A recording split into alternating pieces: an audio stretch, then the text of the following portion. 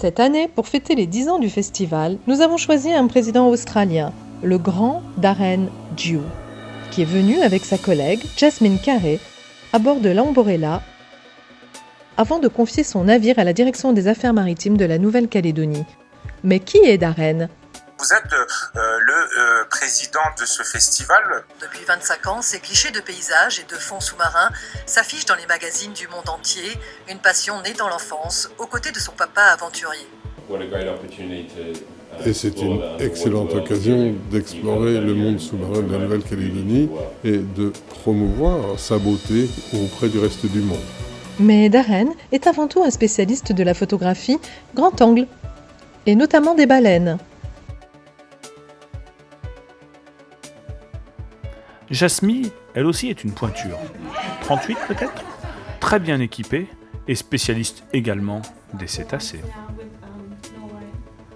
Alors, forcément, avec deux invités si prestigieux, on s'est appliqué à faire de notre mieux pour cette 10e édition. On a transformé la salle du Rex. On leur a préparé un accueil personnalisé. On a fait appel à toutes nos connaissances. Bénévoles, artistes locaux. On a organisé des concours photos avec des enjeux primordiaux. On a organisé des rencontres culturelles et gustatives. On a organisé des plongées au cœur de notre lagon. Bienvenue dans le monde du silence.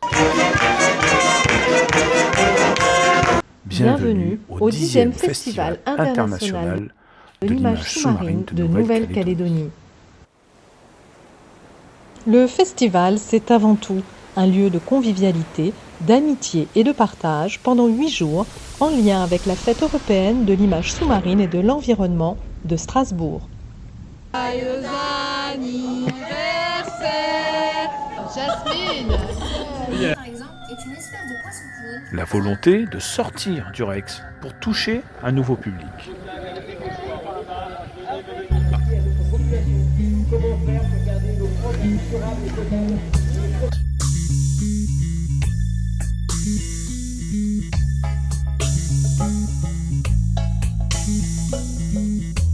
Un lieu de débat et d'échange avec des experts et des scientifiques. Un lieu de découverte et d'apprentissage. Le festival, c'est également un concours international, ce qui implique des photos, des diaporamas, des séries thématiques, des portfolios, des courts-métrages, des films.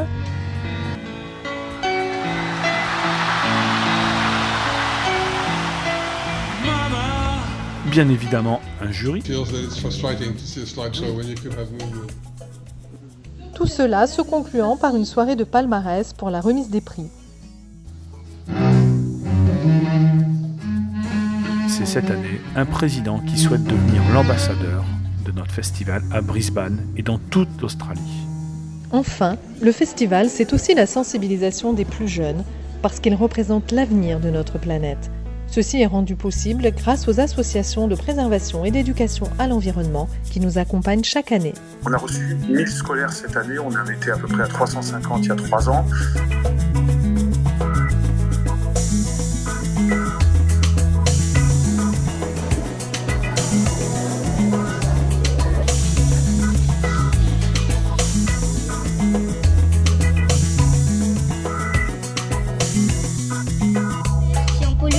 Ça va revenir directement à l'homme puisque nous on pêche le poisson qui mange la pollution.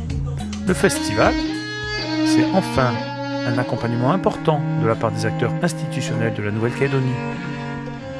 La mairie de Nouméa, la province sud ou encore le gouvernement.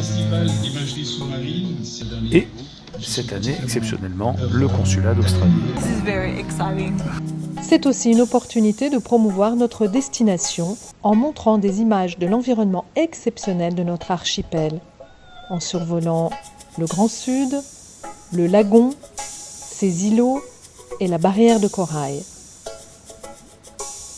Ou encore en découvrant l'île des Pins posée au milieu d'un lagon inscrit au patrimoine mondial de l'UNESCO.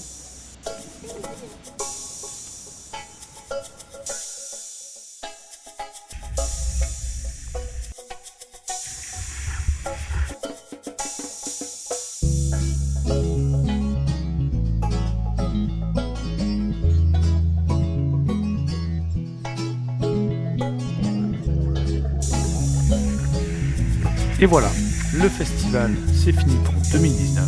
Rendez-vous en 2020 pour une nouvelle édition qui sera à notre image, pétillante, innovante et surprenante.